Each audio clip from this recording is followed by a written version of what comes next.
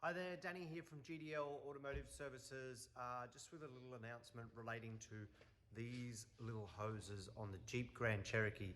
This particular issue that we're talking about only applies to the wk2 Grand Cherokee. It's the 3-litre diesel engine. So if you own one, you'll probably know about this hose. It's a little hose in the valley that is the coolant supply to the turbo.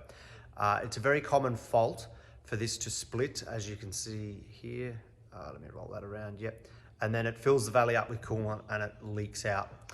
What we are seeing of late is I've currently got 4 of these across our various workshops, all with blown head gaskets as a result of this hose blowing and the customer continuing to drive the vehicle. So we've actually decided that we're going to start recommending that that hose be replaced at the 50,000 kilometer service interval as a preventative maintenance item.